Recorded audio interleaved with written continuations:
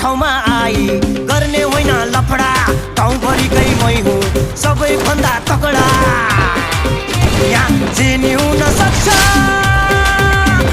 तिजका बेलामा यहाँ रिसका बेलामा यहाँ तिजका बेलामा यहाँ रिसका बेलामा यहाँ तिजका बेलामा यहाँ रिसका बेलामा यहाँ तिजका बेलामा यहाँ रिसका बेलामा